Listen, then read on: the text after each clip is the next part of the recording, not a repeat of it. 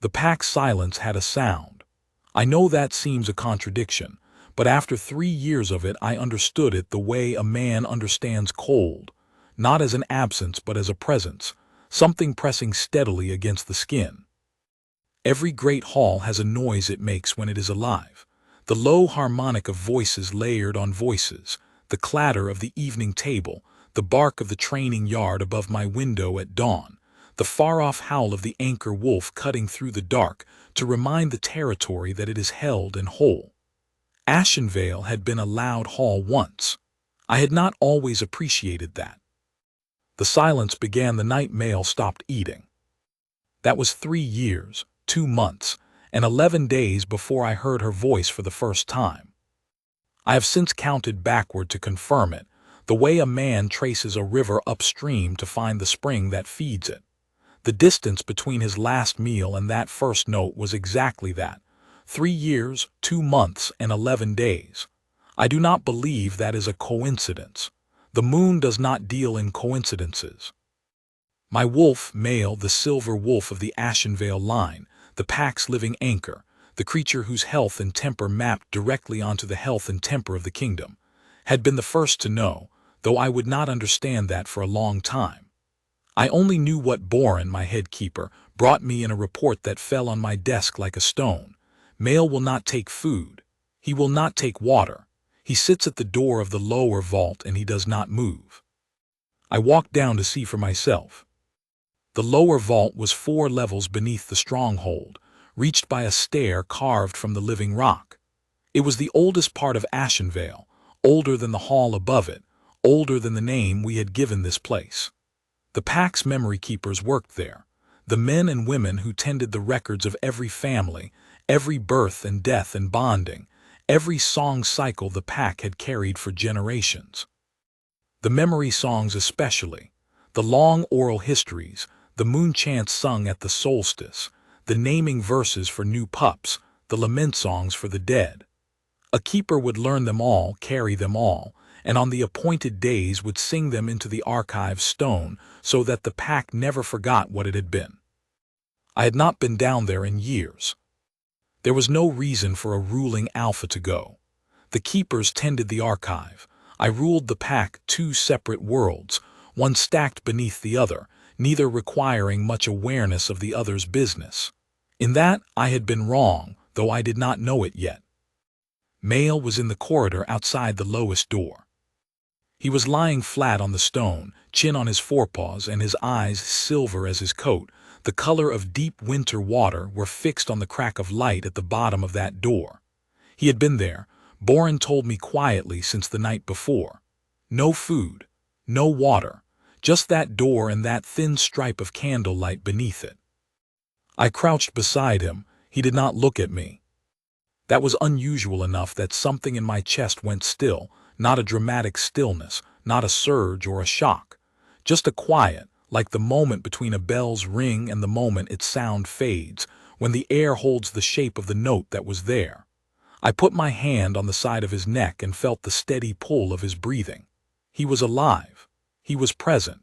He simply was not interested in anything on my side of that door. From beneath the door, very faint, so faint that for a moment I was not sure whether I heard it or imagined it, came the sound of someone singing. I stood up and listened. The song was not one I recognized, though I knew the form. One of the old memory songs, the kind the keepers carried, long-lined and slow, the melody rising and falling without hurry. A woman's voice. She was not performing for anyone. She was singing the way people sing when they believe themselves entirely alone, without care for the shape of the notes, but with total attention to the meaning of the words. It was the kind of singing that feels almost improper to overhear, not because it is anything other than pure, but because it belongs to no one but the singer and whatever she is singing to. I listened to the end of the phrase, then I went back upstairs. I did not open the door. I told myself there was no reason to disturb a keeper at her work. I told myself Mail would be hungry eventually and would get up on his own. I told myself many things over the following days that turned out to be only partly true. The truth I did not examine until much later was this. When I had stood at that door and listened, something behind my ribs had registered the sound of that voice the way the stone of a hall registers a voice that suits its acoustics. A particular resonance, a rightness, a tuning I had not known I was waiting for, struck at last. I said nothing of it.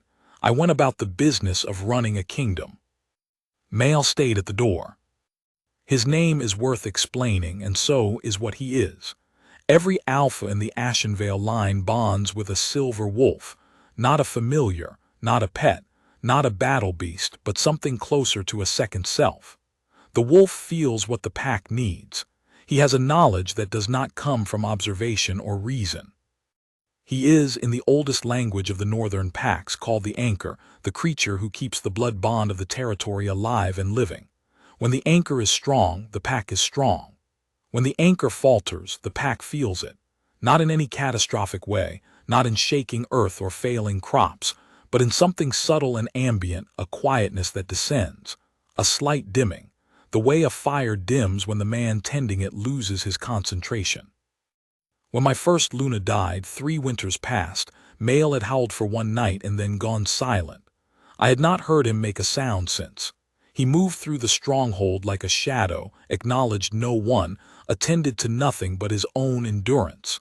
My pack had watched him and worried. The pack's healer had tried everything she knew. 3 visiting healers from other territories had made the journey specifically to see him.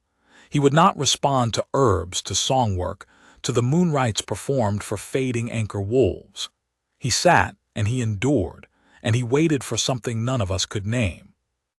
None of us had thought to consider that he might already have found it.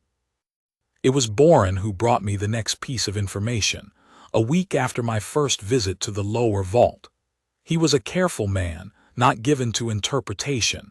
He brought facts and let me draw my own conclusions. "He's eating," Boren said, setting a report on my desk. "Not much, but something." "The same spot." "The same spot, my lord. Outside the lower archive, lowest door." I set down my pen. "Who works that door?" A pause, the particular pause of a man who is mildly embarrassed. I should know that better than I do. The lower vault assignments were reorganized last season. When the new record keeper of high standing arrived, Lady Vesna's appointment, some of the older keepers were reassigned to make room for her work and her assistants. A few went down to the lowest level. I would have to check which one holds that post now. "Check," I said. He came back the next morning with a name that meant nothing to me. Lyra, daughter of the late keeper Aldeck, a woman of no rank and no standing in the pack hierarchy. Hers was one of the oldest keeper bloodlines in Ashenvale, but a bloodline that had never sought prominence, had, in fact, seemed to consider prominence beside the point. She had worked the Middle Archive for 6 years with quiet efficiency. When Lady Vesna arrived with her staff and her documented lineage and her recommendation from the Eastern Councils, the reorganization had come with the swiftness of things arranged by people who do not expect to be questioned. Lyra had been moved to the lowest level without ceremony or argument. She had, Boren reported with a faint note of something I could not immediately identify, thanked the steward who delivered the news and gone down to organize the lowest vault's records the same afternoon. I sat with that for a long moment. The lowest vault was the oldest and the least comfortable, cold stone, poor light, the smell of centuries pressed into the walls. It was not a punishment in name, but it was understood to be one in practice. No one was sent there who had better options. The keepers assigned to it were, generally, those the administrative apparatus had run out of proper uses for. "How long has she been there?" I asked. 7 months, my lord. And no one has reported that my anchor wolf has been lying outside her door for a week. Another pause, longer this time. The lower vault being so far down, my lord, and the keeper being, well, she is very quiet in her work. She has not raised any concerns about the assignment. She has not requested anything through the usual channels. She has simply, he stopped. No one reported it. The truth was that no one who could have reported it had been paying attention. The lower archive was out of sight, and the woman who worked it had made herself, by all accounts, equally easy to overlook. Not through any calculated strategy, simply because she did not ask to be seen and so was not. I stood up and went downstairs. This time, I did not stop in the corridor. I knocked once, a courtesy I owed her as a stranger at a keeper's door, and then opened it. The vault was exactly as I remembered the lowest level being. Low stone ceiling, a double row of shelves carved into the walls, tallow candles at intervals, the kind of coal that does not move. What I had not expected was how clean it was. She had organized it with a thoroughness that surprised me. The oldest records rearranged in a system I could not immediately parse, but that was clearly intentional. The shelves labeled in a hand both economical and precise. There were fresh tallow candles, which meant she had been going up 4 levels to the stores to get them and carrying them back down herself, without asking anyone to bring them. There was a small brazier in the corner with coals, which was the only concession to the cold that the room offered, and which had clearly been there long before her arrival. She had placed her stool near it. She was standing at the far end with her back to me, adding a set of newly copied records to the shelf. She had not heard me come in. She was singing, low and under her breath, something I recognized this time as the Autumn Names verse, the song sung over new pups when they receive their pack names. It was a gentle, repetitive melody, one the keepers sang at their work the way craftsmen hum, not for performance, but to keep the words alive in the air, present and accounted for. I said nothing. I watched her work. She was a slight woman, dark-haired, dressed in the plain linen of a lower-rank keeper, no embroidery, no rank mark at the collar itself a simple fold of undyed cloth. Her hands moved with the sureness of someone for whom this work requires no conscious effort, which is how you move when you have been doing a thing carefully for a very long time. She sang quietly, steadily, not performing but keeping. Then Mail walked past me into the vault. He had been in the corridor again. I had not noticed him in the low light, and he walked past me as though I were a door he was accustomed to going around, crossed the stone floor without any sound, and lay down precisely at her feet. She stopped singing. She looked down. "Oh," she said very softly. "You came inside today." She crouched beside him with the unhurried ease of someone who has done this before, many times, I understood, though I had not been there to see it. She ran her hand along his neck in a single slow stroke, the way you touch something you have learned not to startle. Mail put his chin on the stone beside her foot and exhaled. I did not know in that moment everything that the exhale meant, but something in me did. "You are Lord Reich," she said without looking up. Her voice was composed. She was not afraid of me, which I noticed. "I am," I said. "You are Lyra, the keeper of this vault." "Yes, my lord." She continued the slow stroke along Mail's neck. "I hope I haven't done anything wrong in allowing him to stay near. He comes to the door most days, and I wasn't sure whether I should send for someone, but he never caused any difficulty, and I didn't want to alarm anyone unnecessarily, so I just left the door ajar when I was working." She paused. "I should have sent word." "No," I said. "You should not have needed to. I should have come down months ago." She looked up at me then, briefly, a quick, candid glance, the look of someone reassessing. Then her eyes went back to Mail.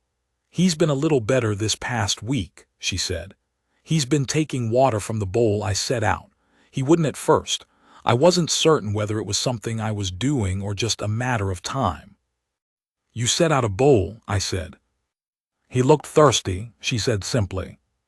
I stood there in the low candlelight of the deepest vault in Ashenvale and looked at my silver wolf, the anchor wolf of my line, the creature who had gone silent and half-starving at my Luna's death, and who 3 years of healers and moonrights had not reached, lying with his chin on the floor beside this woman's foot, breathing in the long and easy rhythm of sleep. And the thing in my chest that had registered her voice through a door a week ago registered her presence in the room the way a compass needle registers north. Not with urgency, not with drama, with a simple, unhurried certainty. I had not felt certainty in 3 years. I had forgotten what it was. "How long have you been singing to him?" I asked. She considered. "Since the first week I came down here." He was at the door, still outside, not inside, and he looked, I don't know quite how to put it. He looked like a creature who had been waiting so long he had almost forgotten what he was waiting for. So I kept the door ajar and sang while I worked. It seemed to help him settle. A pause. "I hope that wasn't presumptuous." Presumptuous. She had set out a water bowl and kept her door ajar for 7 months so that my dying wolf could have something to come to, and she was asking whether that was presumptuous. "No," I said, "it was not." I came back the next day, and the day after that. I told myself I was monitoring Mail's progress, which was true, and also not the whole truth, and somewhere around the 4th visit I stopped explaining myself to myself and simply came. She worked as she had always worked, I understood, as though the presence of a visitor were a weather condition to be noted and then set aside. Not rudely. She was not a rude woman. She would acknowledge me when I arrived, answer any question I put to her, and then simply resume whatever she had been doing. On the 3rd day she brought a second stool from a corner without comment and placed it near the shelf where she was working, which I took as an invitation, and I sat. The vault was quiet in a way that differed from the hall above.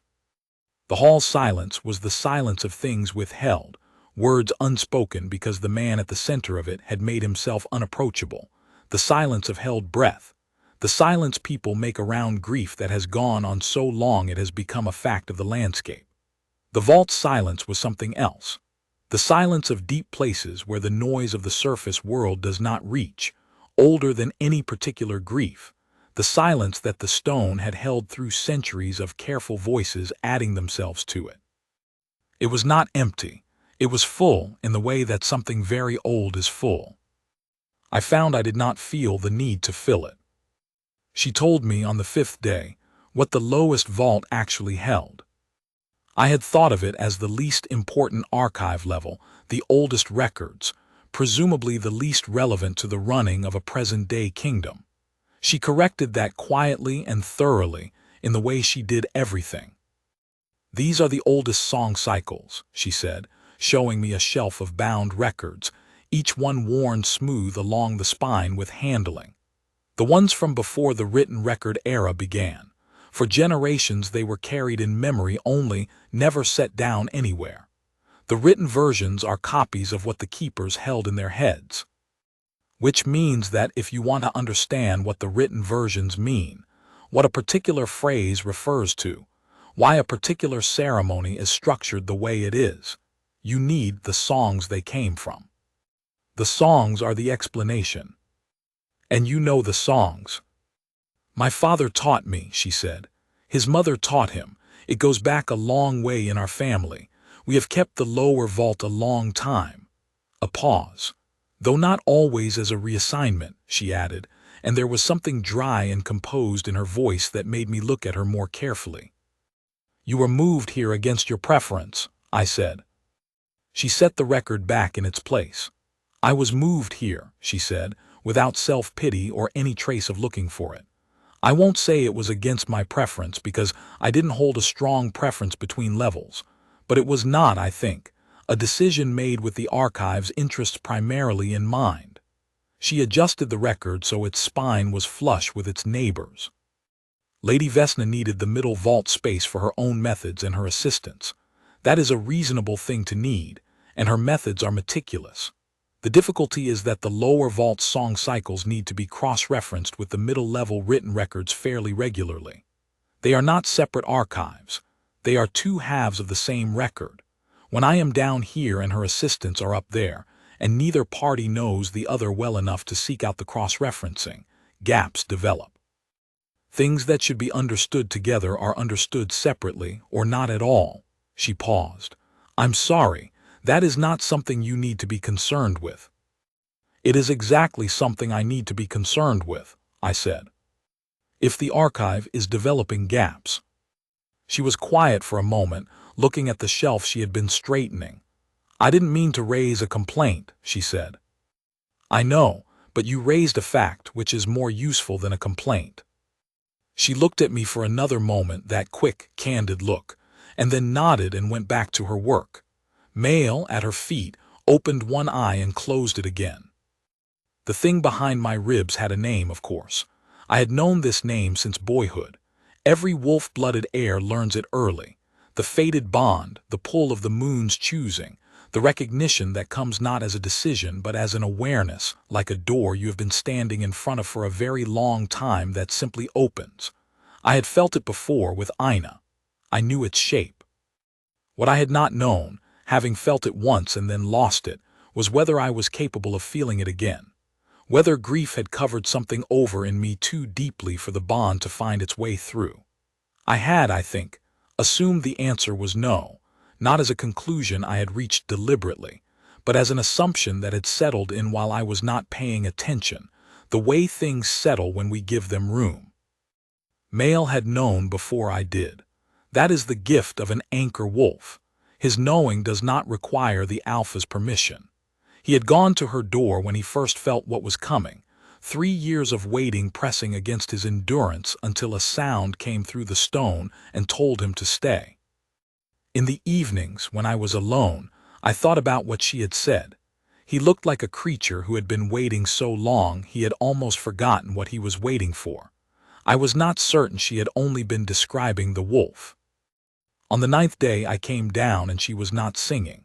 She was sitting very still in the middle of the vault, eyes closed, hands in her lap, with the particular focused stillness of someone whose work is entirely interior. It took me a moment to understand. She was holding a song in her memory, running through it in silence, the way a musician works through a difficult passage before playing it aloud. She was not resting. She was working the hardest kind of work the keeper's craft demands, the work of not letting something be lost. I sat on the stool and waited. After several minutes, she opened her eyes and said, without any preamble, "The lament cycle for Lady Ina. I want to have it fully secure before the winter solstice. She was your first Luna." Ina, I had not heard her name said simply and directly in 3 years. Every person in the stronghold had learned to navigate around it, to reference her as the late Luna if they had to reference her at all, and generally to avoid the subject in my presence. They meant it as a kindness. The effect, over time, was that her name itself had become a kind of wound that no one would touch, raw under the careful silence everyone kept around it. The keeper sat in the low candlelight and said Ina's name the way you say the name of someone who deserves to have their name said. "Yes," I said. "I will sing it at the solstice rite if you would like," she said. "It has been 3 years and it should be sung. The lament cycle is how the pack tells the moon that they have not forgotten. It is also, and I say this not as something I discovered, but as something the cycle was written to do, how the pack asks the moon to release what has been held too long in grief, so that the territory can breathe again." She met my eyes with her composed directness. "It is your decision, my lord. But I wanted you to know I have it, and that I am ready to sing it." "Why you?" I asked, not as a challenge, as a genuine question. "Because I know it properly," she said. "The lament cycle is the most technically demanding of the morning songs. It has 7 movements, and the old pronunciation in the 5th and 6th movements is not in any written record, only in oral tradition. Lady Vesna's assistants are capable record keepers, but they carry the written methods. This cycle requires more than that. A beat. That is not said as a criticism of them." "I know," I said. I had not taken it as one. She looked at me for a moment. "It seems I keep worrying that I am overstepping," she said. "I don't generally worry about that." "Don't," I said. "Overstepping would be something else. This is keeping." She considered that. Male, between us, exhaled in the long, easy rhythm he had developed in this vault over 7 months, a rhythm I had not heard from him anywhere else in the stronghold. The brazier ticked. A candle on the far shelf guttered and steadied. "Yes," I said, "sing it at the solstice." The solstice was 31 days away. In those 31 days, I went to the lower vault every day I was in the stronghold. On the 4 days that duty took me to the border settlements, I came back with the particular awareness of returning to a place I had been thinking about, which was, I noted this with wryness and wonder, in equal parts, a new thing. I had not had a room to think about in a very long time. Between visits, I looked into the matter of the archive's reorganization. What Lyra had called a fact and not a complaint turned out, on careful examination, to be more significant than she had made it sound. The cross-referencing between the lower vault and the middle archive had essentially stopped when she was relocated. 7 months of drift, of songs and written records sitting in parallel without speaking to each other. Lady Vesna's methods were thorough within the tradition she had been trained in. The Eastern Councils ran a meticulous written archive. But they had largely moved away from oral record-keeping several generations ago. They did not know what they did not know. They had inherited a world in which the songs had already been lost, and so they did not miss them. What Lyra held in her memory, and what her father had held and her grandmother before him, was not supplementary. It was foundational. The written records were copies of the oral tradition, not the other way around. If you wanted to understand the pack's written history, you needed the songs that had preceded it. If the songs were lost, the written record became a surface with nothing underneath, words that repeated themselves without knowing what they meant. All of this had been in the keeping of one woman singing in a cold vault at the bottom of the stronghold, for 7 months, while no one above ground remembered to pay attention. I called for Boren. "The lower vault keeper," I said. "What does her contract with the archive specify?" He checked. A lower vault keeper received a maintenance allowance, a small chamber on the 4th level, and a meal allocation from the common stores. No rank designation, no formal standing in the keeper hierarchy, not a full position, a caretaker post, the sort of thing given to someone who needed to be doing something and was not needed anywhere important. "Correct the contract," I said. "I want her given formal rank as head keeper of the oral archive, that title specifically established in the record. Her own chambers on the 2nd level, an assistant of her choosing. And I want the cross-referencing work between the lower vault and the middle archive restored as a formal procedure, with her directing it on her schedule." Boren wrote it down. "Lady Vesna may have some concerns about." "Lady Vesna runs the written archive," I said. "Lyra runs the oral archive. They are not the same archive and both are necessary. I would like that understood clearly." He made it clear. Lady Vesna received the news with the composure of a woman who is intelligent enough to understand when a situation has settled past the point of argument. She came to Lyra, by Boren's later account, 3 days after the announcement, to discuss the cross-referencing procedure directly. The conversation had gone better than anyone expected. Lady Vesna was, it turned out, genuinely curious about the oral archive once she understood what it contained. She had simply not known what she had not known, which, I found myself thinking later, was true of almost everyone who had dismissed Lyra's work as unimportant.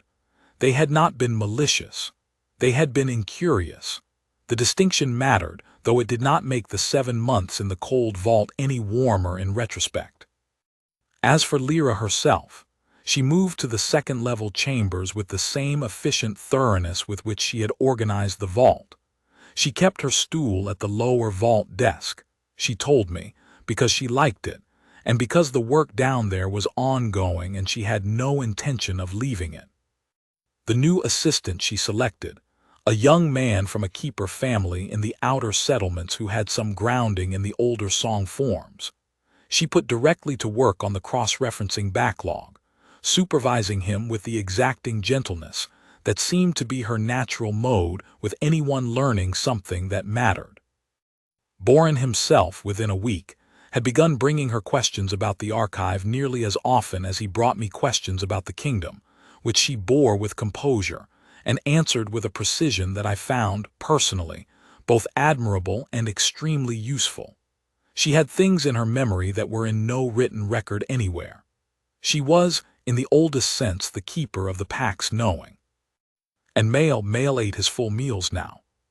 He was eating steadily, regularly, without being coaxed, for the first time in 3 years. The healer who had been tending him, a woman named Sari who had tried everything she knew over those 3 years, came to me with a report that was remarkable for its brevity. The anchor wolf is recovering. She did not know why, she said, but he was. I knew why. I had been watching it happen, one day at a time, in a candle-lit vault 4 stories underground. The solstice came with the first hard frost of the season, the kind that settles into the stone of the walls and does not leave for months. The pack gathered in the great hall for the rite as the sun went down, the full assembly, every rank, the outer settlements represented by their elders who had traveled the distance for the occasion. The fire at the center of the hall was built high. The hall was warmer than it had been in years, or perhaps I noticed it more that night. The songkeeper's place in a formal rite is at the edge of the firelight, facing the assembled pack. I had not told anyone beyond Boren that Lyra would be singing the lament cycle. I had simply noted the change in the order of rite and left it there. She came in with the other keepers, which was proper. She wore the keeper's formal dress, deep blue, the collar edged with the narrow silver thread of the oral archives mark, which was the mark her family had worn in this hall for more generations than I could easily count. She had not worn it in 7 months. The rank had not entitled her to it, in the assignment she had been given. She wore it now. She did not look uncomfortable, precisely. She moved with the controlled composure of someone more accustomed to standing at the edges of things than at their center, which I had learned to understand as a quality of attention rather than a lack of confidence. She found her place and waited. When the rite reached the lament, the hall went quieter than it had been all evening. The pack knows when something significant is about to happen, even before it happens. There is a collective intake of breath, a settling, the way animals go still before weather. She stepped forward to the edge of the firelight and she began. The lament cycle for a first Luna is the longest of the morning songs and the most technically demanding. 7 movements. It begins in a low register, almost conversational in its evenness. The first movement simply stating the name and what was lost, not in the formal record-keeping sense, but in the living memory sense, all the things that a person was that a written record does not capture. The second and third movements build slowly, the melody climbing, the old pronunciation of the 5th and 6th movements carrying the name upward in the way the cycle was written to do, past the stone of the hall, past the frost in the air, into whatever is above the frost that hears such things. The 7th movement brings it back down to something quieter than where it began, a quietness that has been through grief and come out the other side not unscathed but standing. She sang it without ornament, without the kind of performance that announces itself. She sang it the way she sang to the empty vault, with complete attention to the words, as though the words were themselves the whole point, which they were. The hall was so still, by the 3rd movement, that I could hear the fire breathing and the far-off sound of wind at the upper windows. In the middle of the 5th movement, Male got up from his place at my feet. The whole hall tracked him. An anchor wolf moving during a rite is something the pack does not ignore. He was unhurried. He crossed the floor through the assembled pack without any sound, and the pack stepped aside without being asked, reading something in his movement that needed no translation. He reached the edge of the firelight and sat down beside the songkeeper and looked up at her face. She did not stop singing. She did not look down, but her hand, very naturally, came to rest on the top of his head, with the ease of a gesture she had made 4 levels underground in a cold vault every morning for 7 months. It was the same touch, the slow, familiar stroke along his neck. The firelight caught his silver coat and her silver thread and made them briefly the same color. The hall held its breath, and the bond came fully awake in my chest. Not as a blow, not as a sudden fire, nothing violent or dramatic. more like a warmth that had been building for 39 days, or 3 years, or perhaps longer than I could trace, that chose that moment to stop being a warmth and become a knowing. The way a question you have been sitting with for a long time is simply answered, quietly, in the middle of something else. Yes, this one. She is the one. Male turned and looked at me over his shoulder. His silver eyes were steady and direct, the look of a creature who has been waiting for a very slow student to catch up. He might have been saying, "I told you. I have been telling you." She sang the seventh movement and brought the cycle back to its close. The last note settled into the stone of the hall and was gone. She bowed her head, the formal keeper's bow at the end of a rite song, and stepped back. I stood up. I had not planned what came next. I want to say that clearly because later some people assumed it had been staged, that I had arranged it, that the timing was calculated. It was not. I stood up because I could not remain seated. My feet carried me without particular instruction. The pack stepped aside as I walked. They do that not because they were directed to, but because an alpha moving with a particular kind of purpose in his stride is something the pack reads before it consciously thinks about it. I crossed the floor and stopped in front of her. She looked up at me. The firelight was full on her face now, and I could see in her eyes that she felt the bond too, the fullness and settling of it, the same quiet knowing I had just found. She was not startled. She was not, I think, entirely surprised. She had perhaps been aware of something growing between the visits, the same warmth accumulating in the same chest, in a different body, and had said nothing because it was not her place to speak first, or because she held things carefully and quietly until she was certain of them, which was simply how she was. "Lyra," I said. "My lord," she said. The hall was absolutely still around us. I held out my hand, palm upward. Not a command. I had thought about this, about how it must not be a command, not even a little, not even in form. The difference between a hand offered and a hand demanded was everything.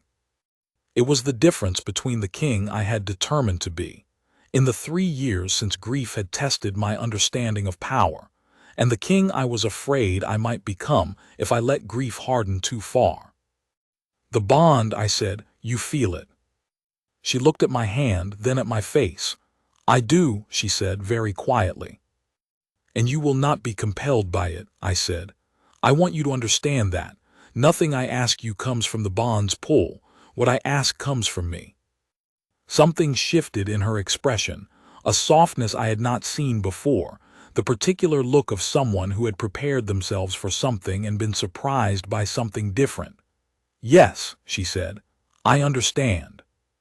"Then the choice is yours," I said, "freely given or not given at all. I will not hold it against you either way. I mean that." She looked at my hand for a long moment. In the firelight, the bond mark was beginning to show on both our wrists. The silver traced the moon writes on fated mates when the bond completes, the first slow warmth of it working through the skin. I felt it, low, steady, unignorable, not pain but its own specific heat. On her wrist, I could see the matching light rising. She looked at her own wrist, then she looked at me. "Yes," she said, and put her hand in mine. The mark completed on both of us at once. A warmth, a brightness, and then a settling, something that had been unmoored for 3 years finding its footing again. I closed my fingers around her hand. Gently, the way you hold something you have been given and intend to be careful with. The hall behind us was quiet in a way that had changed in character, the held breath releasing, not into noise but into a kind of permission, a collective acknowledgement. Then, beginning from the elders nearest the fire and spreading outward through the hall, the pack bowed. Not the stiff bow of formal ceremony. The deep bow, the one that is given, not performed. I did not look at them, I was looking at her.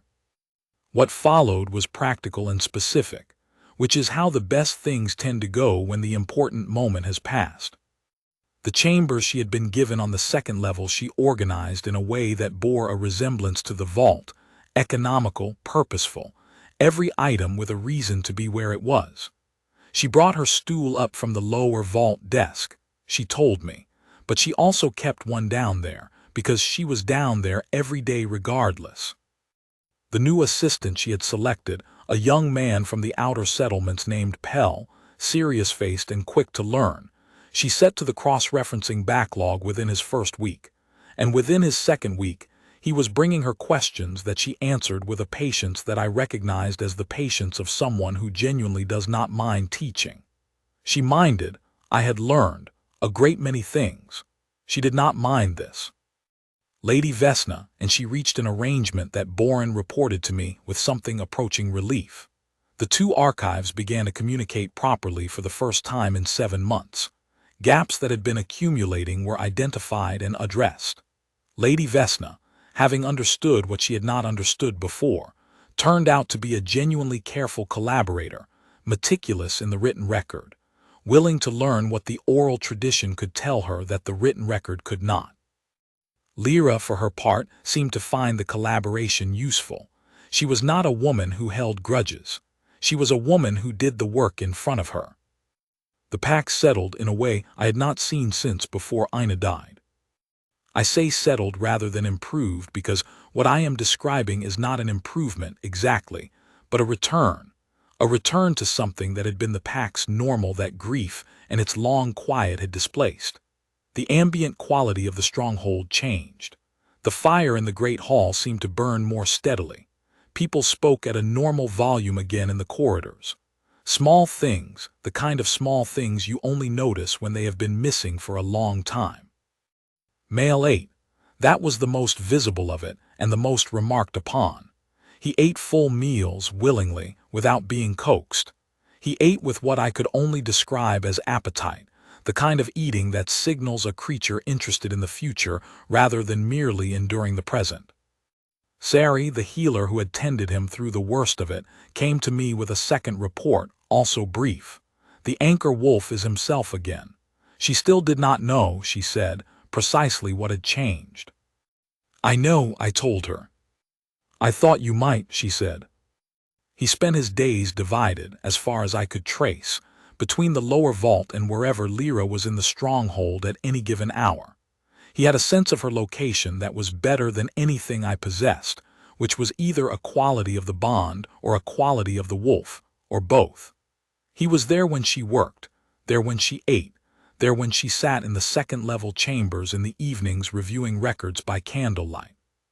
He was there and he was himself, the silver wolf of the Ashenvale line restored to what an anchor wolf should be, not performing health, but living it. I was there too, some of those evenings. Not every evening, not in the deliberate way of someone staking a claim, but in the easy way of two people who have found they do not mind each other's company in the particular silence that belongs to reading and to thought. She would work. I would work. Male would sleep or almost sleep, one ear slightly raised. The candles would burn. There was nothing remarkable about any of it, and it was entirely remarkable. She was made Luna of Ashenvale at the winter right 2 months after the solstice, when the frost had settled into a full winter rather than a warning of one. She had asked for a small ceremony, and I had given her what she asked. The full pack still gathered that could not be smaller, and she did not want it to be but the formal layers of ceremony, the processional and the 3-night preparation and the presentation to the outer settlements. She asked whether those could be scaled back. The important thing is the rite itself, she said. The rest is an occasion for ceremony. That is a different thing. I agreed, which surprised her. What did you expect me to say? I asked.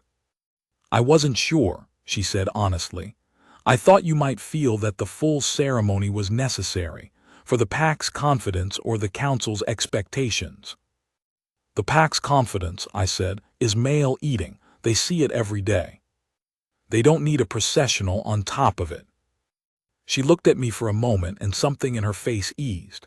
She did not smile often in the obvious way. She smiled in a way that happened mostly in the eyes, a shift in the quality of attention, a warmth that came from somewhere specific rather than being spread evenly in all directions. All right, she said. A small ceremony. The rite was held in the great hall with the fire built high and the pack gathered in full, and she stood at the center of it and received what was given her without any fuss or particular ceremony of her own. She wore the formal keeper's blue with the luna's silver at the collar, which was new and was right. Afterward at the table, she sat beside me and ate with the composure she brought to everything, and after a while said, quietly, "I am going to need someone to take on some of the archive duties. My time is going to be more divided now." "Someone who knows the old cycles," I said. "That is the difficulty," she said. "There aren't many. Pell is coming along, but he needs another year at least before I'd trust him with the full lament cycle, and the naming songs need someone who—" "Teach them," I said. She looked at me. "That will take years." "I know," I said. "We have years." She was quiet for a moment, looking at the table. Then she looked at me with that specific smile, the one in the eyes, and said, "Yes, I suppose we do. The vault still sounds the same. This is a thing that matters to me, that she has not let it change. I have been down there many times in the years since, not for any pressing reason, but because the quality of the quiet in that deep place is one that I have come to regard as valuable in itself. There is a kind of thinking that can only happen in a room where the surface noise does not reach. I have solved more problems of governance in the lower vault than in the war room above, which would have seemed improbable to me 3 years ago, and now seems simply true. She has trained 3 new song keepers in the time since the solstice. They are good, earnest, careful, young enough to have decades of carrying ahead of them. She is exacting with them in the way that is not harshness but high expectation applied with patience, which is the way she is exacting about everything that matters to her. When they make errors, and they make errors, as all learners do, she tells them what is wrong and how to correct it, and then she sings the correct version herself so that they can hear the difference. This is, I have observed, the most useful form of instruction, not the description of the thing, but the thing itself, offered without comment for the learner to compare. Pell is very good now. In another year, she has told me, she will trust him with the lament cycle, which is the highest trust the oral archive offers, the song that most requires precision and feeling in equal measure. He knows it. He approaches it the way you approach something you are not yet ready for but intend to be. She has told him, "You will be ready." He believes her, which is the right response, because she does not say things she does not mean. The cross-referencing between the lower vault and the middle archive runs continuously now, a living process rather than a thing that happens when someone remembers to arrange it. Lady Vesna's office and Lyra's maintain a weekly correspondence about what each is finding. Questions the written record cannot answer that the oral can. Questions the oral tradition raises that the written record can clarify.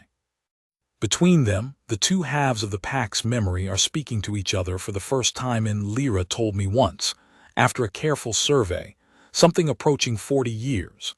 The gaps that had opened in that time are being identified and closed, one by one, as each archive explains itself to the other. It is slow work. It is the most important work in the stronghold, in the sense that it is the work without which everything else loses its grounding. I have begun to think about the archive the way I was taught as a child to think about the anchor wolf, not as a support to the pack's life, but as the root of it, the thing that makes the surface possible. The pack knows what it is because the archive remembers what it was. The archive remembers what it was because someone is down there in the cold and the candlelight, carrying the songs.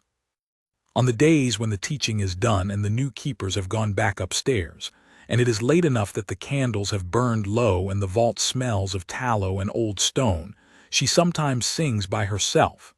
Not the formal cycles, the one she sings for herself, in the way I first heard her, the singing that belongs to no audience. The autumn names verse. The old lullabies that the keepers carry for the pups. Sometimes something older than any of those. From a cycle she has not yet fully translated, fragments of melody that she runs through while she works, keeping them alive the way a fire is kept alive by tending. Male is always there when she sings. He is old for an anchor wolf, though he does not seem to know it, and he carries his age the way things carry it when they have been properly cared for, still solid, still himself, with a slowness that is dignity rather than decline. He eats his full meals. He makes his low, contented sound. He sleeps against her chair in the lower vault with his silver coat warmed by the brazier coals, and he does not look like a creature who spent 3 years at the edge of endurance. He looks like what he is, an anchor wolf in a territory that is whole and held and cared for, at rest in the room where the pack's memory lives. I stand in the doorway sometimes and listen. I do not announce myself. There is no need. She knows I am there, and I know that she knows, and neither of us feels that anything needs to be made of it. It is enough to be in the same space with the door open between us. It is enough to hear what she sings to the old stone of the deepest vault in Ashenvale, the same voice that was there before I came down, before I opened the door, before I understood what my wolf had known long before I did. He heard it first. He came to the door and lay down and waited. He kept faith with what he felt when he had no proof of anything, only a sound through stone and the certainty that it was worth waiting for. Eventually, so did I. That is the thing about a voice that sings to empty rooms. The rooms are only empty until someone comes to the door. And some voices, the old keepers say, are made to carry through stone, through years, through the particular silence of things that have been waiting too long. You do not find them by looking. You find them by going still enough to hear. The bond between an alpha and his fated mate is not, in my experience, the sudden fire that the old songs prefer to describe. The old songs are written for ceremony and for dramatic effect, and they have their place. I have heard them sung at bonding rites since boyhood, and I understand why the pack loves them. But the songs describe the moment of recognition, which is dramatic, and they do not describe the weeks before and after it, which are not dramatic in the ordinary sense, but which are, I have found, the substance of the thing.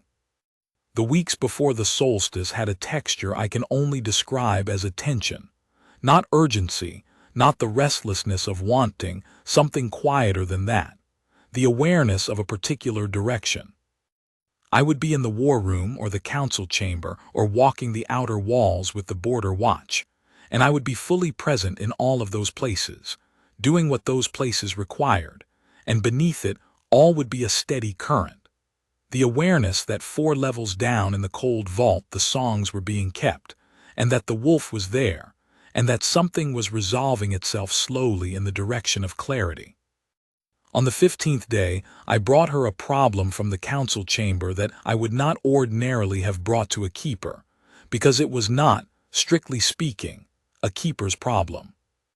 It was a question of an old territorial agreement, a boundary dispute between 2 families in the outer settlements, one of whom was invoking a claim that went back 3 generations, and the documentation for which no one could find. I mentioned it as something I was thinking about, not expecting anything in particular. "What's the family name?" she asked, not looking up from the record she was working on. I told her. She was quiet for a moment. In the interior way that meant she was not ignoring me but retrieving something. Then she said, "There's a naming verse for that family from the old territorial songs. It would have been sung at the original bonding of the boundary. It would name the specific landmarks. The documents you're looking for may have been lost, but the names would be in the verse." She set down her pen. "I can look for it. It will take me a few days to locate the right cycle." "You carry the territorial songs as well," I said. "My family's vault holds everything," she said. "We never discarded." She found it on the 3rd day. She sang it for me in the vault, very quietly, not the full ceremonial form but the information it contained, translated as she went, the old words carrying the names of streams and ridges that had not changed in 3 generations. I brought the translation to the council. The boundary dispute was resolved in a fortnight. I did not tell the council where the information had come from. I told Boren. He put it in the formal record, oral archive, lower vault, keeper of record, Lyra, daughter of Aldec. It was the first time her name had appeared in a formal council record in 7 months. After that, it appeared regularly. On the 22nd day before the solstice, I came down to the vault and she was not there. Mail was in his place at the foot of the far shelf. The brazier was stocked. Her stool was pushed back from the desk as it was when she stepped away briefly, and there was a half-finished copy on the desk with a pen set to the side in the careful way of someone who intends to return. I sat on my stool and waited. She came back after a short while with water, not for herself. She had been to the stores for fresh tallow candles and for the bowl she kept filled, which was Mail's bowl, which she had been refilling every day for months. She set the candles out, she refilled the bowl, she sat back at her desk and she said, without any particular emphasis, "You waited."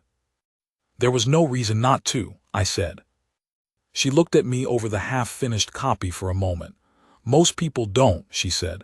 "Come back, I mean, when I'm not here. They check, they see I'm not here, and they go." She looked back at the page. "It's not a complaint, it's just a fact." "I know," I said. "It's still worth noting." She was quiet for a moment, the kind of quiet that is taking something in rather than pushing it away. Then she picked up her pen and went back to the copy. That was the day I understood that whatever was growing between us had already grown past the point of being uncertain. I had simply not said so yet, which was my own slowness, not the things. There is something else about those 31 days that I have not said, which is what they were like at night. An alpha in the Ashenvale line sleeps with the full weight of the territory on the edge of consciousness. The pack's health, the borders, the 1,000 small signals the bond sends in the dark. I had always been a light sleeper, which was the occupational condition of being what I was, and in the 3 years since Ina's death it had been lighter still. The absence of an anchor wolf's howl is its own sound. Once you have lived with the howl, the silence where it should be accumulates. In those 31 days I slept differently. Not deeply, the responsibilities did not change, but without the quality of bracing that had been present for 3 years. As if whatever had been clenched in anticipation of the next blow had begun, very slowly, to unclench. I noticed it because I noticed its absence. I woke on the 16th day and realized that I had not spent the night preparing for something, which was unusual enough to remark upon internally. I mentioned none of this to anyone. I was not the sort of alpha who shared the texture of his nights with the council. But I thought about it, and I thought about what Mail's position at the vault door must have looked like from the inside, from the vault, from the perspective of a woman who had been moved to the coldest, most overlooked room in the stronghold, and who had, without complaint, made it as organized and well lit as she could, and who had, without being asked, left the door open so that a grieving wolf could hear something worth staying for. She had not known who he was at first, not as the anchor wolf, not as anything more than a silver wolf in the corridor who looked like he was listening. She had simply made room for what was listening. That was the whole thing, I have thought since. She made room and kept the door open, and trusted that what was worth keeping would find its way to the sound.